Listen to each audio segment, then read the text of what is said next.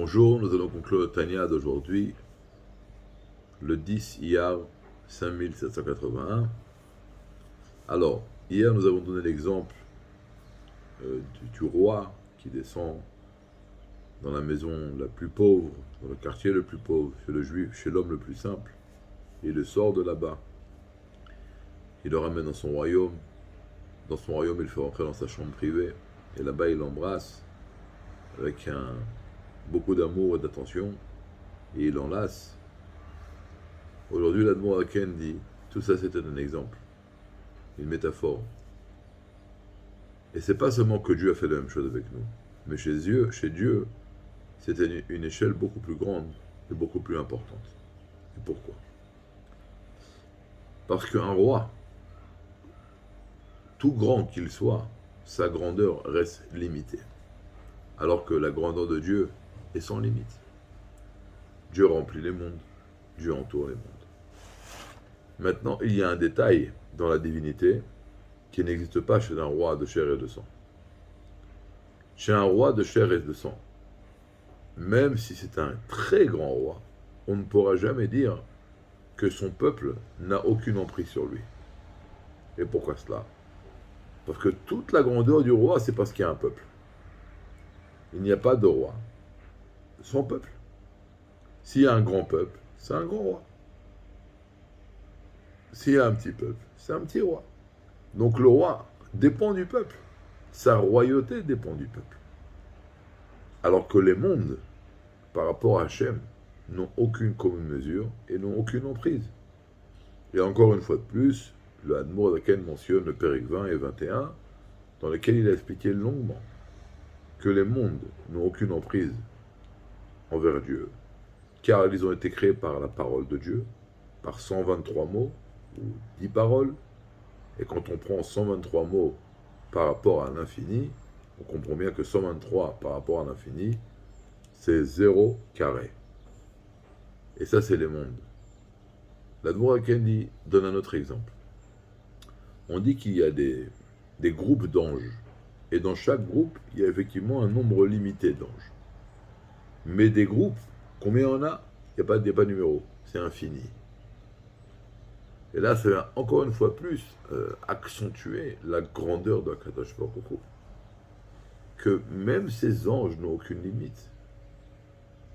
Donc, au Dieu dans son infini, et tout cela, toute cette grandeur des mondes, par rapport à Dieu, c'est un zéro pointé. Donc on comprend à quel point Dieu est dans une grandeur qui est infinie. Les anges se trouvent dans un endroit où ils ne sentent pas la présence de Dieu. Et donc ils demandent, Aïe, mais comme, où est-ce que Dieu est? Et on leur répond, Dieu, il n'est pas dans les mondes supérieurs.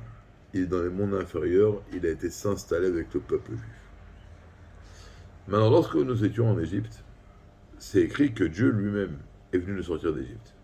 Dans la Haggadah, c'est écrit que cette nuit-là, Dieu est venu frapper chaque premier-né de l'Égypte.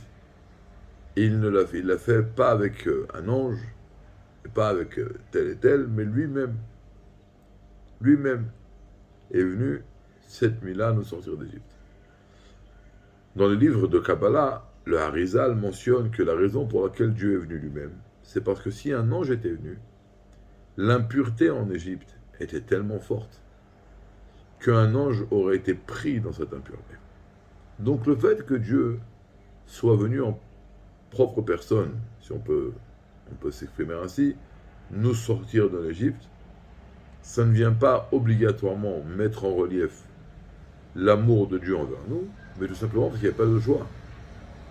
Et donc c'est pour cela qu'ici dans le Tanya, Périque 26, l'amour ne ramène pas le pasouk, le verset qui ramène dans la Gada, il ramène un autre verset. Va ered el atzilo.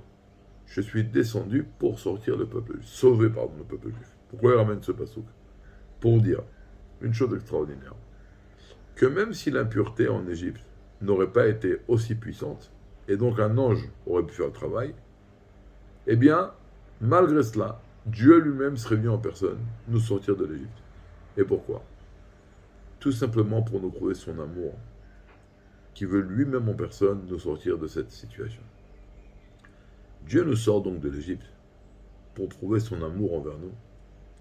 et il nous ramène à Har Sinaï. Et là-bas, il nous donne la Torah. Ce fameux don de la Torah qui commence avec le mot Anochi, qui sont les initiales de moi, dans mon essence, je me suis investi dans la Torah. Ça veut dire que dans la Torah et les mitzvot, nous avons Dieu en personne. Et donc Dieu, à chaque fois que nous étudions la Torah, nous pratiquons les mitzvot, nous nous unifions à Dieu. Et lorsque nous étudions la halakha, c'est comme un baiser dans la bouche. Et lorsque nous approfondissons dans l'étude de la Torah, c'est pas seulement un baiser, c'est un baiser dans lequel il y a beaucoup de sentiments et d'amour qui passent. Et lorsque nous pratiquons les mitzvot, il y a des mitzvot qui sont liés avec la bonté, côté droit, rigueur, côté gauche, splendeur, milieu. De la même façon que lorsque nous enlaçons une personne, alors nous l'enlaçons avec notre bras droit, notre bras gauche, nous le serrons contre nous. Eh bien, c'est exactement ce qui se passe lorsque nous pratiquons les mitzvot. Dieu nous serre contre lui, avec ses deux bras et son corps. Et lorsque nous allons méditer sur cet exemple extraordinaire, alors on va se rappeler que, waouh, de la même façon que lorsqu'un homme regarde dans l'eau, il voit le reflet de son visage. Si Dieu nous a donné tellement d'amour, cet amour doit refléter du bas vers le haut, que nous également nous devons donner à Dieu. C'est un grand amour au même titre que lui nous l'a donné. Bezrat Hashem, nous continuerons demain. On va s'efforcer de penser à la bonté et l'amour que Dieu nous a donné au moment de la sortie d'Égypte et du don de la Torah. Et on va s'efforcer de réveiller un amour réciproque envers Akadosh Baruch Hu. Kol Tov.